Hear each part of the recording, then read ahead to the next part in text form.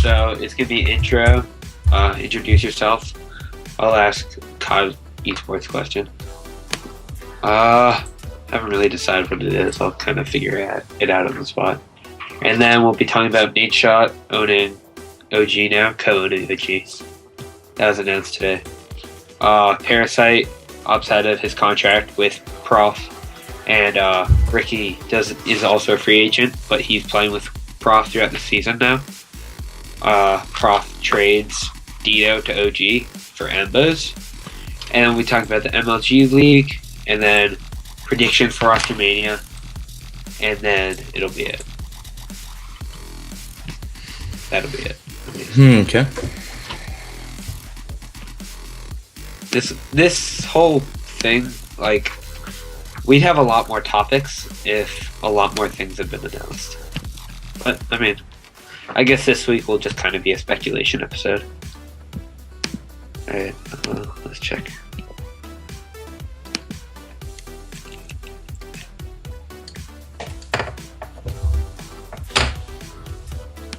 Oh shit. Hey Thomas, you can hear the our voices in the stream, so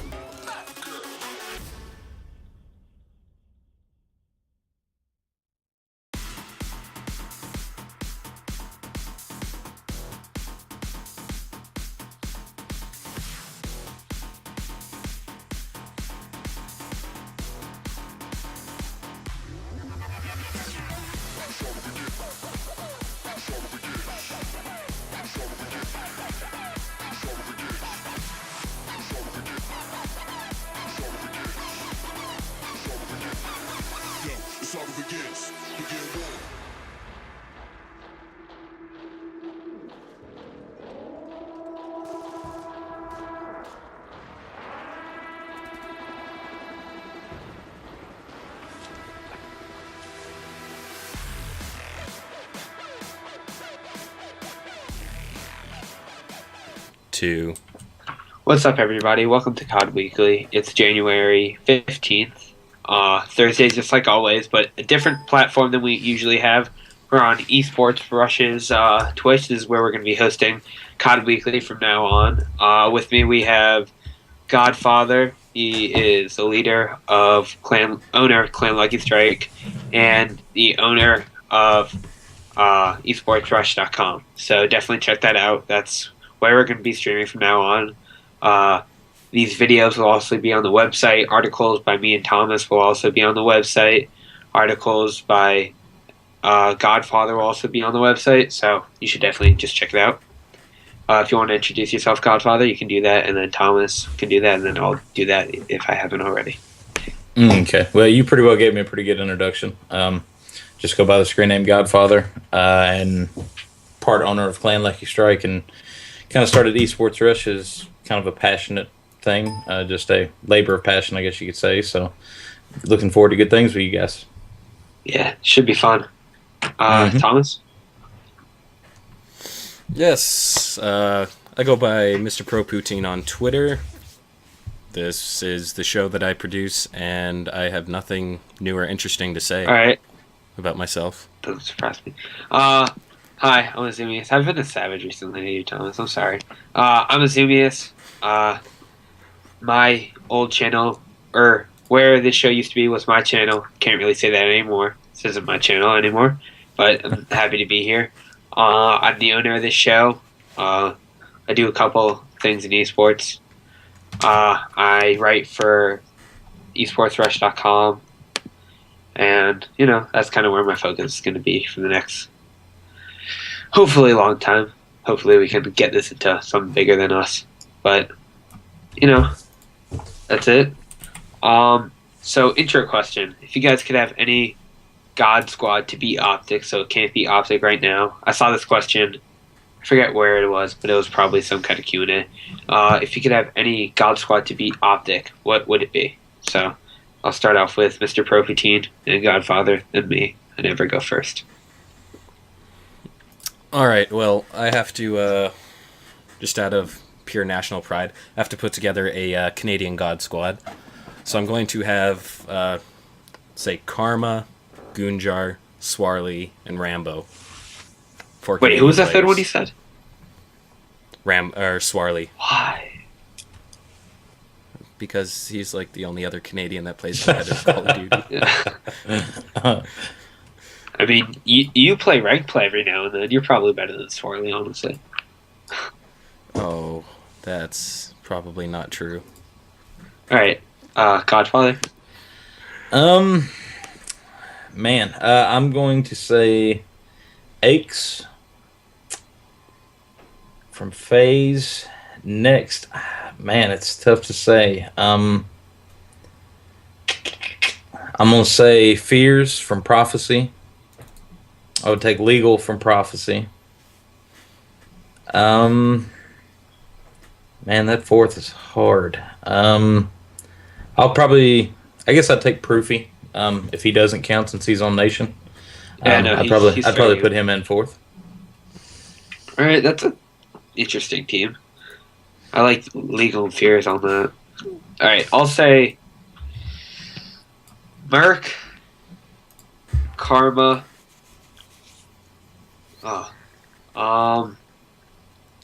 Enable, and Slacked. Not too bad. Slacked is a monster. So, all right. So, oh my God, I'm. This is supposed to be talked about at the end, but because you said Aches, I immediately thought about Aches going to Prof. Could you guys see that happening? No, Prophecy has a roster now. Yeah, but they have they have Ricky who's planning on leaving. That's interesting. I don't really see that happening. I think Aches, he would probably wind up going to one of the big 4 or 5 if he decides to part ways with FaZe. Prophecy already having Legal and Fears.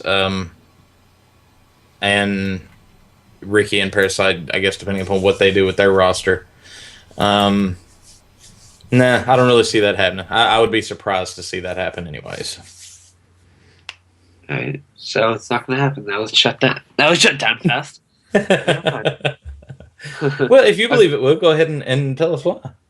I think it's going to happen because I don't think Prophecy, they're a smart organization. They've established themselves in the EU. I think they're looking to establish themselves in the NA.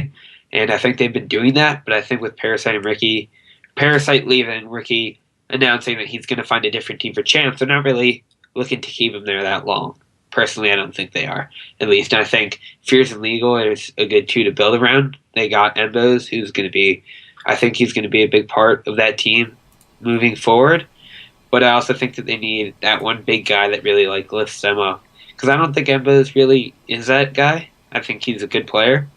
But I don't think he has that ability to be that guy and really pick them up to the next level. And so I think that's why Aches would be perfect. Because Aches wants out of phase. He has said that. He said that he, or at least Slasher has said that he doesn't want to play with Aches anymore. So, I don't know. And the reason why I don't think he first of all, he's not going to any Optic team. So that's two. He's not going to Envious. Because Envious is just, they're not going to have a team ready by the trade deadline. They're going to be going with their current roster. And I don't know where else I could see him, honestly. Maybe Justice, but probably not. Maybe Elevate, but probably not. I don't know. That's just...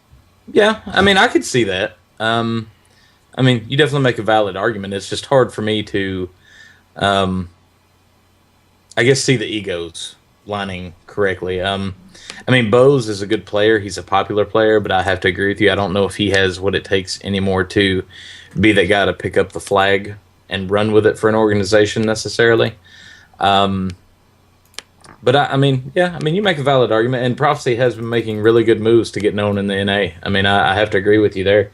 I wouldn't go so far as to say necessarily maybe you swayed what I was thinking, but you definitely have some valid points on. Maybe it wouldn't be so shocking. Maybe it would just be a little surprising now, anyways. Yeah. All right. So, if that's that with that one topic, we'll get into other roster changes later.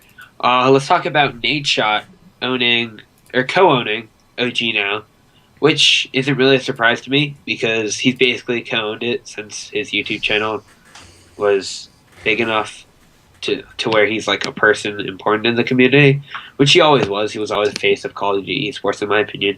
But I think now he's kind of established that he leads it both in front and behind the scenes. So, do you have anything to say about that, guys? I mean, it's probably good for the sport in some ways. You know, I've always been a purist, I guess, in that I believe that it should be owners, players, you know, and structure. But, good gosh, I mean, the guy's making so much money. It was inevitable, I believe, at some point that he was going to own part of what he's helped create. I don't believe it's really surprising to anyone. And because of his popularity, this pretty well ensures he's not going anywhere. So, I mean, it's not like Optic now has to worry. Now that he owns part of it, he's Optic for life, I believe, at this point. I'm interested to see how many other teams approach it this way, or players for that matter. Once they get to that point, if they start investing in their orgs themselves, I think that would make a interesting dynamic, you know, because that's, to me, is one of the biggest problems in esports at this point is just the, I hate the word, but sketchiness of players. So, I mean, this definitely gives him a reason to stay, and it would give other players a reason to stay. So it'll be interesting to see how other orgs follow suit, I guess I'd say, with what's happened here. That's a good point. But you could also see other players, because Nadeshot's not the first player to own an organization. Envious, Foreplay owns more of it than Hastra does. Stainville owns a good part of it, but neither of them are currently on the team. Stainville, after he left Envious, he was still like in the COD scene for a good year. Now he's doing other things, which is good for him. But Foreplay, after Envious, he was kind of dropping off the scene. He didn't really find a team. But do you think that it might kind of hinder a organization to like play lesser because that player might be holding them back, because with his percent of the company owned, because it is a business, maybe he's going to say, I want to keep playing. I think I still have the ability. I don't want to retire. So do you think that could be a possibility in the future? I think Nate Shot is smart enough to kind of realize when he will become a detriment to the team. I mean, when Scump was threatening to walk away from Optic, way back when in Ghost, he said, I'll step down from the team if it means Scump stays and the team stays dominant. I think he's definitely a player that will realize, I'm a detriment. It's affecting the team. It's affecting the business. I should probably step back, let somebody else who's better qualified fill in. That's a good point, I suppose. But yeah, Nate Shot's definitely a smart player. My thing is, if we see a player like Parasite own an organization, and we see him like buy a part of Curse or whatever it is, then I think it's a whole different ballpark. Because there are very few people in Call of Duty esports that have the intelligence of a Nade Shot. I think that you can put some players in there. I think you can put Merc in there, Nameless in there. But there aren't a lot of players with that kind of intelligence, Yep, I agree. I guess I'm not familiar enough with the Optic mold as some people are, just because I haven't been following esports for years and years like some people have. But I definitely believe you are correct. I mean, there are some players out there that would be detrimental to own part of what they're doing, because they wouldn't be as willing to do what's right for the greater good of their organization. So it definitely could go both ways. Probably to a scary point. Like I say, I won't name anybody, but I could see some players really being a problem if they were in that position. Yeah, I mean, you know some of them personally, so I bet you could probably tell better than others. But I'm not gonna make you. I could, but yes, I'm not gonna name any names at all. That's respectable. Okay, so Parasite opts out of his contract with Prophecy, so that didn't really surprise anyone. Ricky, I think he did the same, but I think he's still playing for them in the league, kind of being the bigger man saying, okay, I'll step up. But who do you guys think the next the next one, I should say, because Embos went to Prophecy, as Prophecy traded Dito to OG. But because Embos was a sub for Optic Gaming in the league. This is all league stuff. But in the future, who do you see being the fourth for Prophecy for God Chance? To be completely honest, I don't know if I really have anybody on my radar at this point. That's why I think I could see a Aches trade maybe happening more now than even when we were talking about a while ago, because I wasn't thinking about the free agency market. I mean, you've got some guys like Killa who have announced that he is a free agent. There. Yes, Clayster has announced that. Automatic Reload. Yeah, you've got Miyagi out there floating around.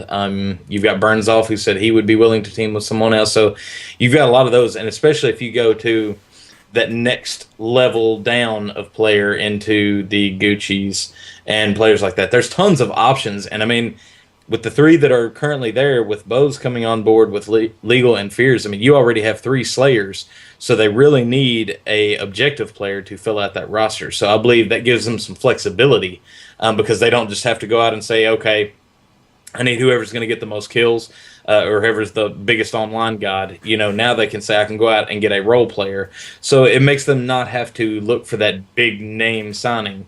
They could get a role player that plays well in the team dynamic and make to be quite honest with you, probably one of the scariest teams out there, with that squad, if they could make that happen.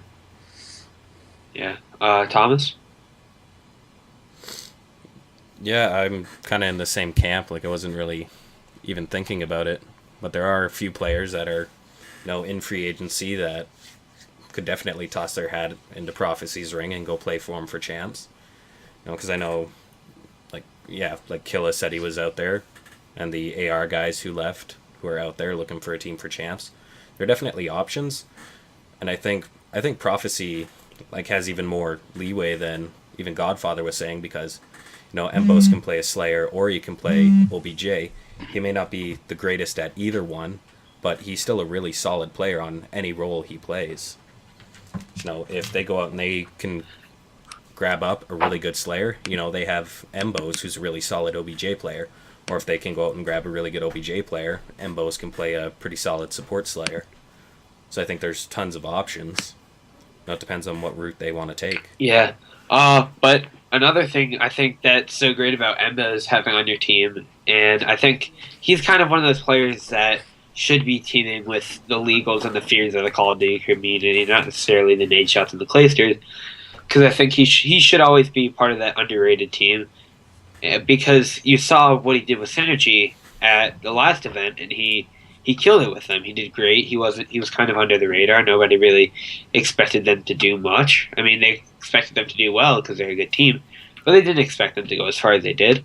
So I think if you get another one of those kind of like down under players that have proven that they're good players, but not necessarily that they're out of this world ace players, I think that team, when, like you said, they could be dangerous, and like you will have teams like Prophecy, the old Prophecy at least, that will be like not even like studying these teams. They won't even care what these teams are, and then they'll just play them and they'll get demolished.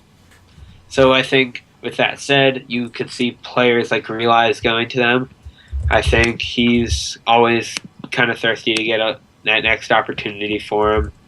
I mean, obviously you can't pass up a player like Clayster, because he's obviously just out of this world good. But I don't know. I think that it's I'm excited to see who they pick up as their fourth, because I think it's not going to be somebody that all of us expect, but I think it's going to be somebody good. So I don't know. I'm excited to see who they pick up as their fourth. And then with that said, Dito went to OG, but I don't really think that's gonna. It could play a little bit of a part, because that basically says that OG is willing to make trades with other teams for subs, because OG probably has no use in Dito. I mean, he's a good player, but they're probably like, okay, well, we have our four. Our four is being successful, and we can basically substitute anyone that we need to, and still have a successful like 21-3 team. That's what OG is. So I think that we're going to see some coming like roster mania things involving Dito. I don't think he's going to stay in SB, honestly. So. Yeah, it really gave them a bargaining chip, and it's not necessarily a bargaining chip for Optic Gaming as much as it could be a bargaining chip for Optic Nation. Being able to work something around, now it just gave them another option. So it will be interesting to see how that plays out. And I wonder if they had this option beforehand, before they made that Swanee deal, if they would have kind of kept Swanee to the side, knowing that they had Dito. I don't know. Probably not, but you never know, honestly. Yeah, and if that's one thing that you're guaranteed in esports, is that there's a whole lot more going on than they're ever going to let you know. And I've learned quickly that you have to be on your toes, because people talk and people make deals quickly. So who knows? I mean, there's liable to already be something in the works for Dito that we're unaware of. Somebody else is wanting him, I'm sure, right now. Yeah, I mean, you'd be stupid, honestly, not to want Dito. He's an insanely good player. He can fill most, if not all, roles, and he's good. He knows what he's doing out there. So, well, and I'm not a participant on the Optic fan bus necessarily, but with a squad like that, you don't necessarily have to have a player that good to fill in on any given occasion. They could live with a lesser sub if need be to bolster the Optic Nation roster. So I could easily see them making a trade to build up the Optic Nation roster by using Dito and bring somebody else in as the substitute for the Optic Gaming team itself. For sure. Okay, so let's just talk about the MLG League a little bit, because that's still going on, and that could honestly play a big part in what's going on with these trades. And then we'll talk a little bit more about possible things with Roster Mania. We'll talk about what we think is going to happen with Envious, because that's kind of up in the air now. Honestly, like, I feel like all 4 of those players are free agents at this point. So, because basically, Envious hasn't said anything, but those players have, and they've basically announced that they're free agents, but they haven't announced it definitely. So we have the record up on the screen if you want to see it. Up top, obviously, we have OG. They're 21-3. Then next we have Prophecy, who, despite the roster mania changes, before that they had a 6-game win streak before Parasite announced that he was a free agent. So that was after UMG Orlando when Parasite said this team isn't going to go and do anything. Then they went on that 6-win streak, and people were like, "Oh, is Parasite going to stay?" And then, no, he didn't. So I think that was really interesting. That was a great storyline. They pushed Denial out of that 2nd seed, and so Prophecy, no matter who they have, basically they're probably going to get into the Season 1 playoffs, which I think is big because any player on Automatic Reload or Aware would love to go to the Season 3 playoffs. And they're probably more likely to do well with that team than they are with their current squad, because their current squad is in the bottom 4. So next you have Prophecy, who's 16-8, and then you have, I already said Prophecy, and then you have Denial, who's 15-9, then you have FaZe, who's 15-11. Aches has been out for like the last, I think he came back this week, but I think the week was on vacation doing whatever Aches does, probably playing like Call of Duty. But like Black Ops 2. That's vacation, just playing a different Call of Duty, you know? Right. And then we have Justice at 13-13. Then Rise at 13-15. Rise is surprising to see at the 6th spot because I think it was 2 weeks ago where they were at like 11 or 10. They were completely down there. They've been doing nothing recently. And then they acquired Perplexed, and then they acquired Sender. And I think that those two, mostly Sender though, kind of boosted them up because Rise, they probably weren't feeling too hot, honestly, after what they've been going through recently with their team. Their team hasn't been performing well. Wheats got traded, and it's kind of weird to see Wheats on Automatic Reload because Wheats has always just been Rise Wheats to me since I've been like Call of Duty and watching competitive. Whenever I see Wheats, I see Rise. So that's interesting. Then we have Envy at number 7, who moved out of the bottom 4 actually, and then you have Elevate, and you have Aware, who finally dropped out of that bottom 8 or top 8, and then you have Automatic Reload, then ON, and TK. So there are 3 teams I want to talk about, 3 big ones in there that I think that we should just have a kind of roundtable discussion. The first one would be TK, the second one would be ON, and the third one is Envy. So let's talk about TK. They recently moved into their team house, but that doesn't really seem to be doing much for them. Could you see a roster change with them going down pretty soon here? Personally, no. I know where they're sitting in the season doesn't look good, and I know how quickly people get down on teams and they want to make moves, but I saw them play at Columbus and saw how good they are on LAN. And unfortunately, Call of Duty eSports is gauged so much on the online play versus the LAN play, and for me, LAN is where it counts, and those guys were just nasty on LAN. Yeah. So no, I really don't see them making a change. I see them probably trying to upgrade their internet, but I don't see them making a change. No, that would be one team that would surprise me at this point because they all seem to get along really well and they play really great on LAN. Yeah.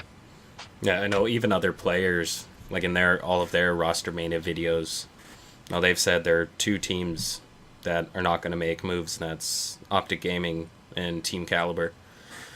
And yeah, TK is just, they're a great LAN team. The internet for them was an issue, and that got them so far behind in the COD League. Like, ever since moving into the team house, they've done better. They haven't been doing fantastic. It's not, Optic Gaming at the Red Bull eSports studio, but they've been much closer to a 500 record since they moved into the team house. Yeah. Honestly, though, I could see them making a change for a player like Clayster, though, because when you see players like that, it's kind of hard to make that to kind of like pass that up. I think Hex said when you have a player like that available to you, you can't just pass the name on without considering it. You have to kind of think about it there because they just have like such a powerhouse, and they have like they just know what they're doing when like it's clutch time, and I don't know. I can see them making like a trade for Theory hypothetically. Theory went to FaZe. I don't know. I just have one thing about that Yeah. though, with just in regards to Clayster in particular, as Clayster did play with TK for an event last year, and they did fairly well. They made a run through the losers I bracket. think they placed like second there, But right? They either second or third. But they had a horrible day one, but they made a great losers bracket run. I remember that. Just the way that Clayster left the team, though, is Clayster on Saturday was talking to other teams and making deals, and then, come Sunday night after they finished playing, Clayster's like, okay, I'm leaving TK. And then the days following that, like, Clayster was talking about him in streams, and they're like, the players they're not good enough. They don't know what it takes to win, blah, blah, blah. And I'm just wondering if there's a little bit of bad blood between Clayster and Sharp Theory and Goonjar. I could see why you think that, and I agree with you that there probably is some, but I think at the same time, Sharp wants to win, Goonjar wants to win, Looney is Looney. I don't think he misses, so it doesn't matter. And I could see that they'd kind of put that aside, and I think they'd work it out. This is all hypothetical if this does happen, which it probably won't. It's just the first person that comes to mind when I think of TK and the people available to them. But, I could see it happening, honestly, because I think that Clayster's just such a good player that if he asked to join TK, Kozduff and Sharp, it's hard to say no to that, It's hard. Yeah, and that is. And when you have a high-profile player like that, that's why you have to tread lightly, because that's why I feel like this probably would not work, because the chemistry between TK, although their league record doesn't show it, is immensely well. Yeah, that's true. And you bring in a guy like Clayster, he brings in a lot of hype. Everybody knows who he is, and it's probably fame that they could use, to be honest with you, at this point, because Sharp is probably their name at this point. But I don't know if that would be worth risking the chemistry that they have. I mean, we've seen what's happened with these other teams over the last few weeks with these high-profile players, and it doesn't work for whatever reason. It's egos, whatever you want to call it, but it makes a difference. It really does, and I don't see TK wanting to mess with that after their performances at the last two LANs. That's actually a great point, because when you think about it, the teams that have low-profile players and they have high-profile players, they don't get along. We saw that with Prophecy. We were seeing that with FaZe, with Aches and Slasher. We're seeing it with all these teams, really.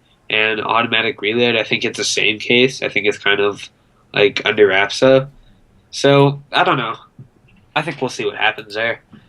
On to the next team that that's been on my mind a lot recently, and that's ON, because they acquired Swanee. Swanee moved in. They're playing better, but they're not playing well enough to get into that top 8, in my opinion, before the season ends. But, I mean, I think Aware and AR, they're not going to have any problem passing them. But I think passing Elevate and Envy is the real test. I think that they'll be able to do it. But I think it's going to be a tough hill to climb, for sure. So, what's your opinion on that, Thomas? I just think Optic Nation, they still need a little bit of time to gel together.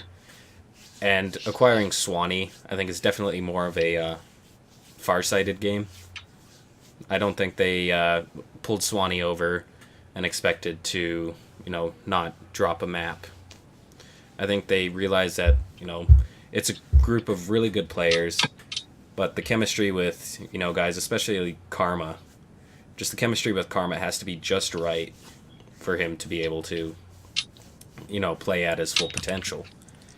Karma is an amazing player. We all know this. TP is an amazing player. Swanee's an amazing player. Like, arguably, 3 of the best players in the game. Definitely top 3 European players they acquired.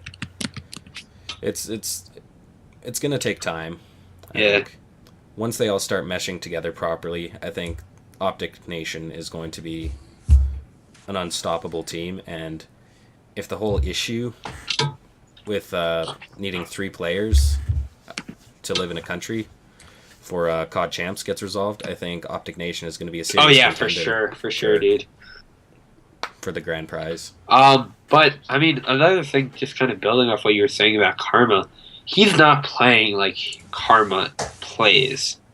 He's playing well. I mean, he's playing better than so many players. But if you look at KDs and stuff, which Karma should be excelling in, he's a Slayer.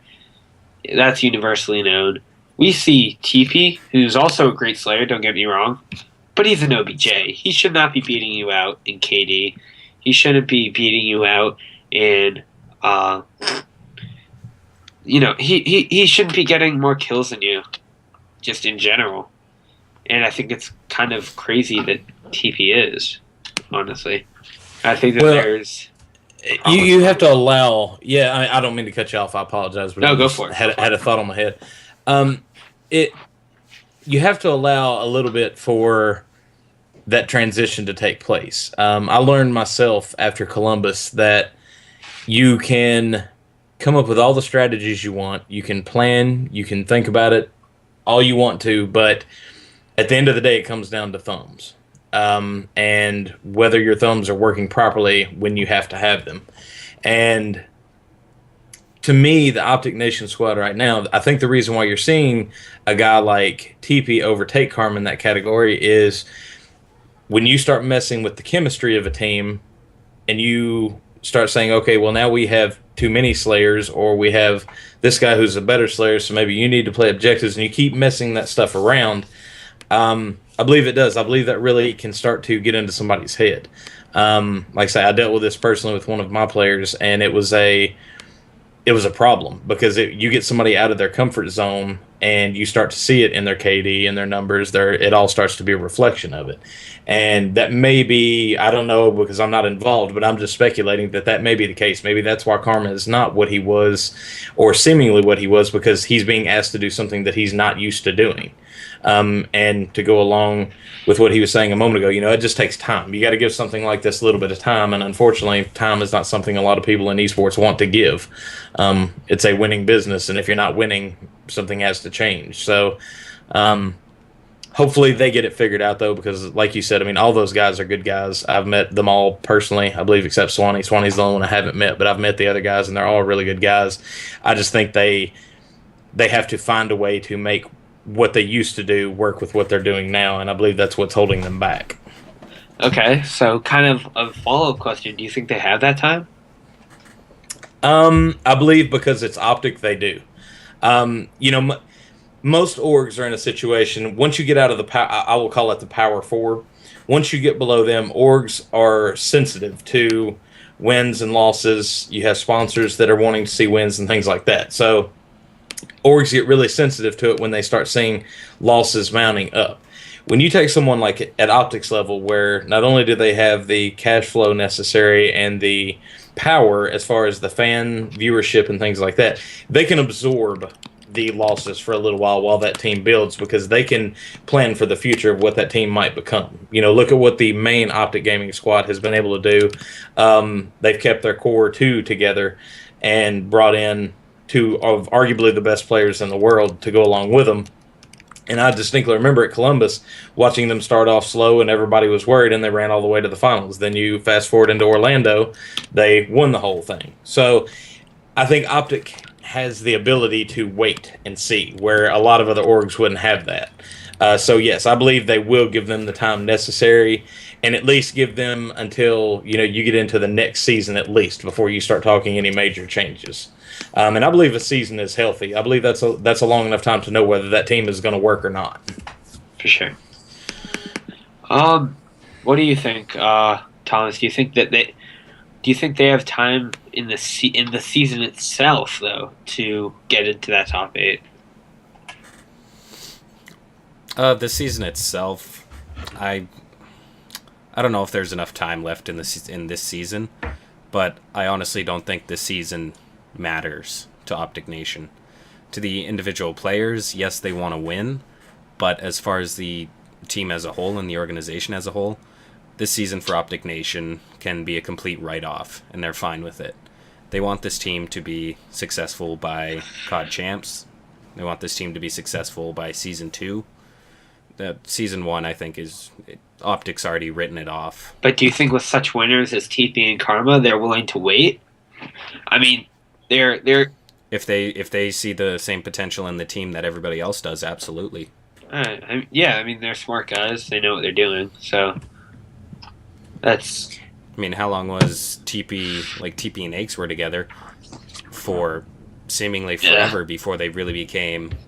They hated each other. A dominant pair. Yeah, and the thing is too, to echo what Thomas is saying, with Champs coming up, Season 1 now has kind of become an afterthought. I mean, once Champs is announced, everybody's worried about Champs. They don't care about anything else going on in the seasons. That's why you're seeing with the Semi-Pro League, what for most organizations is the highest they've ever achieved. There are players now like saying they're going to play with their team in the league, but they're looking for another team for Champs, and stuff like that. So once Champs is over with, I think you will see more of an urgency from some of these organizations to win in the leagues and things like that. But right now, it's all about Champs. That's all anybody is worried about right now. So I believe that bought Optic Nation some time to build because, what is that, late March before Champs even comes around. So they've got 2 months to prepare virtually. So I don't believe I don't believe anybody's sounding any sirens yet in the Optic house. I believe there's probably been some discussion, but I don't believe it's anything to worry about just yet. That's a good point. All right. So the next team I want to talk about, and this is just about the league, because I think what you said, the league just does not matter to this organization. I think keeping the respect of the fellow teams and of Call of Duty community as a whole, despite their years of contributing to the community, I think Team Envious is kind of falling short of what everybody thought that they should be doing as a professional organization. They're kind of having their fans in the dark because, I mean, we have Clayster on his streams telling us more than Hastro is and is going to, which is understandable. I mean, Clayster's younger than Hastro. Hastro knows what he's doing. Clayster probably does too. But Envious has not given us, any hint as to what's going on behind the scenes there because everybody's arguing. Merc is seemingly, it looks like he's going to leave. I wouldn't be surprised if he did leave.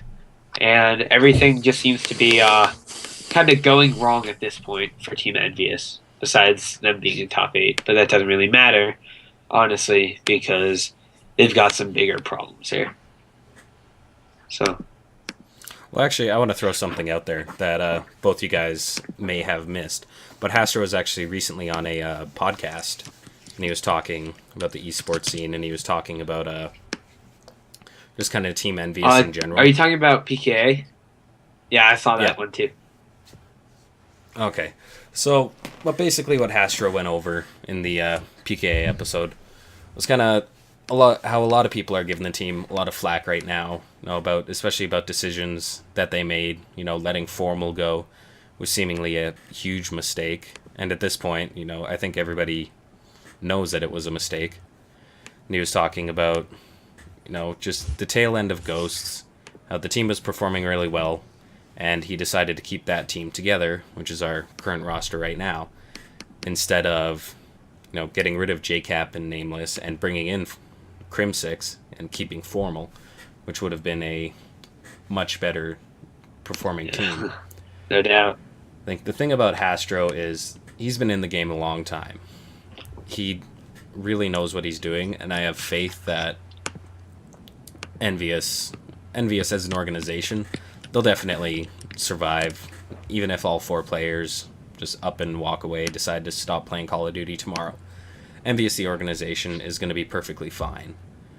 I think the players on Envious, I think Clayster is going to be fine, Nameless is going to be fine. JCap, I'm a little more worried about JCap. I'm not worried. I want him gone. I know you dislike JCap. But JCap has always performed a lot better in the second half of games than he has in the first half. You know, he's a player that he's slow to pick up on everything new, but once he does, he is an extremely dangerous player. So, and Merc is always going to have a spot in professional Call of Duty if he wants it. For sure. And I think that's also as a player, which we don't see as with a lot of players who've been playing as long as he has, because he's still a consistently good player. I mean, Merc, he's still throwing down with the young guns, honestly. So, I think that we're going to see some changes here, but I think that they're going to be in favor for Team Envious. But I'm not exactly sure what they are. I think it would be wise for Team Envious to kind of keep Merc and keep Clayster and build around those two, because I think those two, as the representatives for the Team Envious brand, kind of like skunk. It's like Merc is going to be the lead head for Team Envious, and much like Nadeshot is. And then second behind him, we see Scumpy for Optic Gaming. And I think that we could see Clayster for Team Envious. I just think that could be very good for the organization of Optic, or of Team Envious, sorry. Because I think that they could really use that, like, those core two. Because they've kind of, like, been behind in the scene for a little while. I mean, they've still been a great team, but they don't really have that personality that Optic has, and I think that's kind of what they're lacking in some respects. So, why do you think Optic? And I'm asking this as a question, not as a rhetorical question.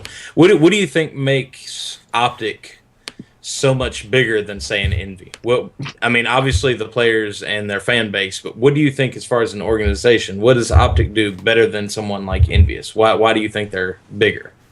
Okay, I think that's a good question. I think the big one is Hex, not just him behind the scenes, which he's crazy good at, but I think it's him also kind of on the front lines with the YouTube front, Old Men of Optic. We see all those. We see the fan interaction, and not only is he an owner, but he's also a personality. So not only when you think Optic, do you think Scumpy and Nadeshot, but you also think Hex, and you think Midnight. But I mean, Envious, they have all these guys. They have Team Martin. Team Martin has partnered with them. 4Play. They have Stainville. They have Hastro. They have Merc. They have all these big names. They're not utilizing them. And I think that's a big problem. I mean, if you go on the website, they have them, but what is Team Martin doing to promote the Envious brand? What is Hastro's YouTube channel? He hasn't uploaded to that in months, if not years. I think that's what we're seeing, and I think that's what the problem is. And I think that's what the problem with competitive esports is right now, is that players aren't using, and owners aren't using, and general managers aren't using the tools at their disposal. I think that if we saw Clayster uploading more consistently, that would be good. I mean, he uploaded consistently when he was on Optic because he had the support. But I think the one player that should be a template that everybody should be going against, I'm not going to say Nadeshot, I'm going to say Sharp, because he's a face of an organization. He has a great YouTube channel, which I enjoy watching. I like him as a person. He seems like a nice guy to me, and I think that should be what everybody in the Call of Duty scene, not necessarily in his play style, but that's what they should be striving for. Because in competitive Call of Duty, the game itself isn't a competitive game. It's an entertainment game. So when you take it to the competitive level, you need the players to also be entertaining. So, boom, that's my rant. Yeah. Hey, Thomas, what do you think? I gotta go a lot along the same lines. as him, and it's just there's so much more fan interaction. You know, Optic started off as a competitive sniping team, then they transitioned to a like trick shotting sniping team, and then the YouTube kind of expanded from there. Yeah. As well as the competitive side of Optic expanded at the same time as the YouTube side. You know, when they picked up Midnight, they picked up Nade Shot. You know, it was 1-1. They pick up a really good YouTuber, and they pick up a good competitive player. They would partner another good YouTuber, grab another good competitive player. And as much as they were kind of working on the competitive side of Optic, they were also working on the YouTube side of Optic. And, you know, especially in the past, I'd say year, the competitive and the YouTube sides have just collided, causing, you know, the entire organization to blow up that much bigger. Yeah. Side note, by the way, don't mean to cut you off. There's my it's okay. Go ahead. Envious just dropped their sniper team. So, I mean, it's not just they dropped them like 2 weeks ago, but and I think also, by the way, they have a monster sponsorship, which is bigger than any of the other sponsorships that Optic officially has. So they're not utilizing that to their advantage the way they should be either. I think they should be asking Monster to promote them, to have a thing out in Santa Barbara, wherever Monster is located, and they should be doing the same training camp that Optic did, honestly. And it doesn't matter if people think that you're copying. You can copy them. Optic was successful because of it. So right. The word that you two both kind of hinted at that I think to me is the kind of operating word or key word here is consistency. For sure. And I think that's where Optic has mastered the art, in that they realized early on that Nadeshot and Scump are their franchise. And that although Clayster and Proofy were hugely popular, they were not the brand. Envious to me, and I don't mean this in a sense of that they don't know what they're doing, but I believe they did not realize that Formal was their franchise. And they let him slide on out and basically lost, in my opinion, who was their most popular player. If you look at an organization like Denial, you know, you have Zuma, who is the guy who they're basically building their brand around. You have you have many of those, even down to the Prophecies, who are starting to realize that Fears and Legal are their franchise. You know, you're seeing them let go of a past Call of Duty champion in favor of keeping two guys who have never won an event. So I think that's the mold that a lot of these organizations are starting to realize you have to chase, is the consistency for the fans' sake as much as anything. Because fans know when they go to an event, they're going to see Nadeshot and Scump wearing an Optic jersey if nobody else is. And I think that's where Envious, to me, out of everyone, has seemed to have slacked a little bit. They don't seem to, as you said, they don't seem to utilize what they have. They have some superstars on their team that they just don't use. I mean, Clayster has a huge following. He has a lot of fans, and he could easily be the face of that franchise now, especially that Formal is gone. And I rarely see anything out of him now. I mean, he did much more when he was with Optic than he does nowadays. So I believe that's the operative word, is consistency. And that's what Optic has done better than anybody. As Thomas was saying, they would pick up a sniper and a competitive player. They would make sure all of it worked together. They would do YouTube. They would stream consistently. You could bank on when they're going to be on. And to me, any young organization, that should be the model that you go after, is consistency. Just, it doesn't matter what you're doing, just be consistent at it. And I think that's I guess we're kind of getting off track here a little bit on the discussion, but no. I'm liking this.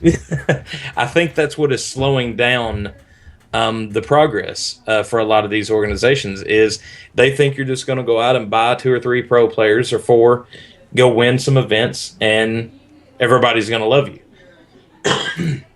To the contrary, look at what Optic has done. They went for, outside of the X Games, they didn't win anything for almost a year, and are still, hands down, the most popular organization out there. And it's because of their consistency and their commitment to doing what the fans want.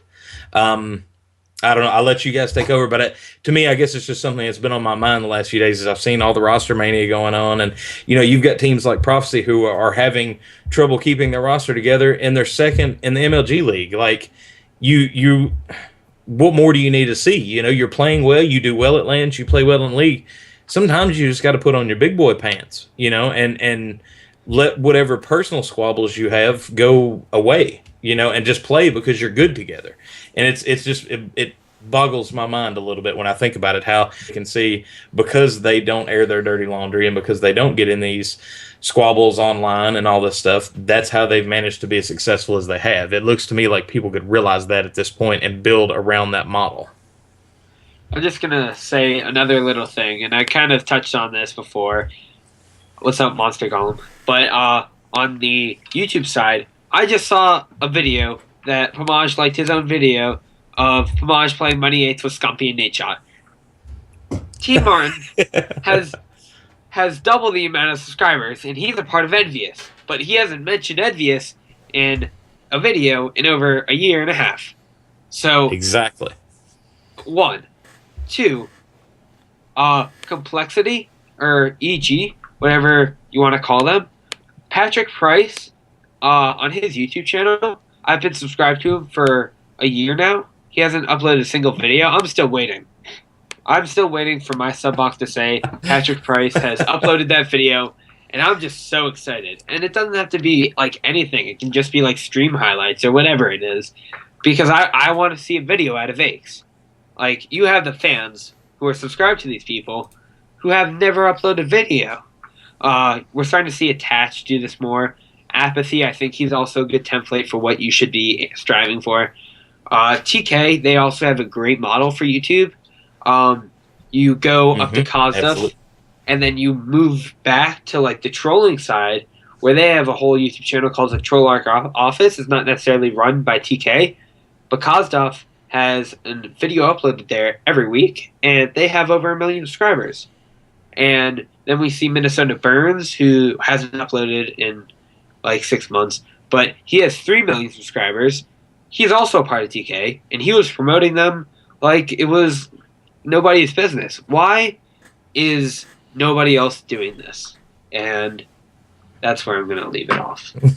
And that's the great question. I don't know if there is an answer. I don't understand it either, why others don't see that. TK is, for all purposes, dead in the MLG league. Yet look at how popular they are and how they're gaining popularity because of their streaming, their YouTube, and things like that, and their consistency at doing it. So that's what it's all about to me. I mean, anybody could be a pro player or a superstar in this industry if they're consistent.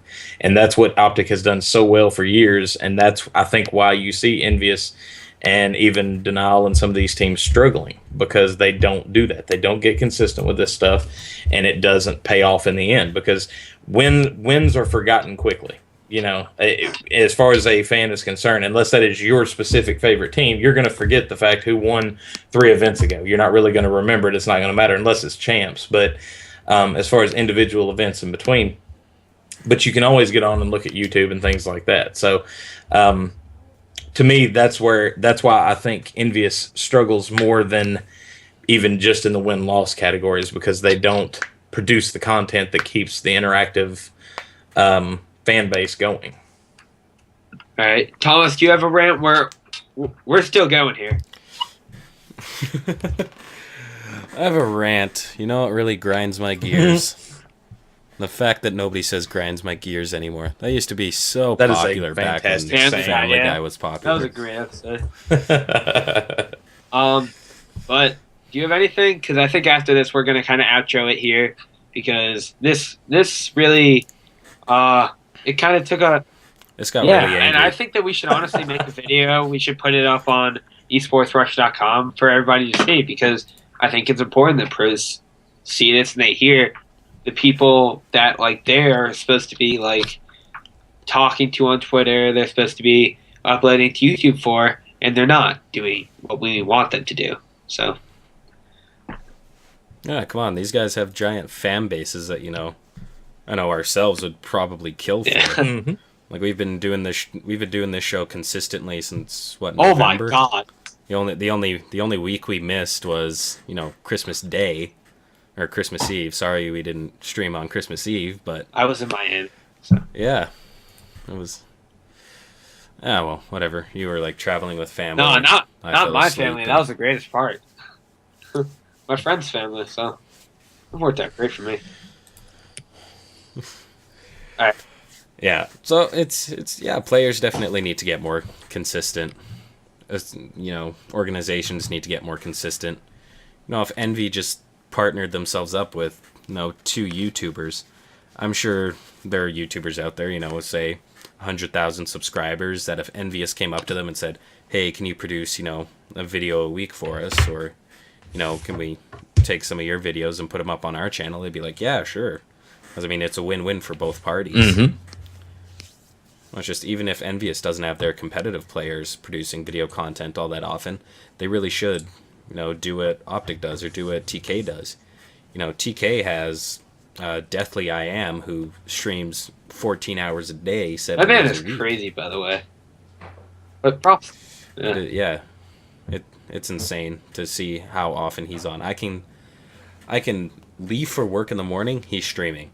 Come home from work at night, he's streaming. Take a nap, wake up, he's still streaming. Wake up for work the next day, he's still streaming. Yeah. The man He's a robot. Yeah.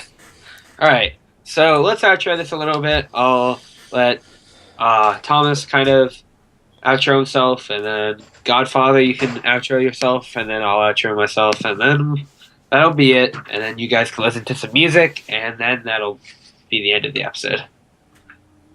So.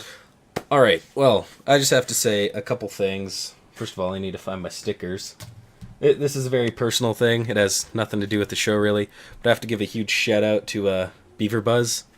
They're a Canadian energy drink company located really close to me. They sent me a care package today in the mail, so I have to say a huge thank you to them. Make sure to follow everybody on Twitter. Follow Azumeus on Twitter. Follow myself. Follow Godfather and our GFX guy, who gave us the overlays for today's show at 8:02. like 8:02 Eastern. Yes, big props. But thanks to him for being 2 minutes late. I joke, of course. He does great work, and he didn't get very much notice on what was happening today. And yeah, I think that's it for me. You're going to be listening to one of my new favorite songs on the Monster Cat album, Kaleidoscope, as we outro this. So it's a good song. Good stuff. Godfather. Good stuff. I don't really have a whole lot to say. Just keep following eSportsRush. You can check out our website at eSportsRush.com. Make sure you follow my 2 hosts here. Great guys, fun to listen to. And just keep following us. We're building a lot of stuff. We got a lot of stuff in the works. Just make sure you keep track of us and keep following us. Thanks for the support, and thank you for everybody listening tonight. All right. I'm Azumeus. Thank you all for tuning in to CoD Weekly on eSportsRush. This is where we're going to be streaming from now on, I think. And this stream should probably be going on the eSportsRush website and then on the eSportsRush YouTube as well. Maybe my YouTube. That's not completely decided. Maybe I'll both. I don't know. And so remember to like it if you're watching it not live. Subscribe to the channel on which you're watching it, and go to eSportsRush.com. eSportsRush.com. For anybody that has trouble spelling, because I understand there are some young people in the community who can't spell Rush. Alright, thank you all for watching. Bye-bye. Oh, and a quick shout out to eSportspedia for the picture today. Bye. Thanks to them. They're not as good as us. Bye.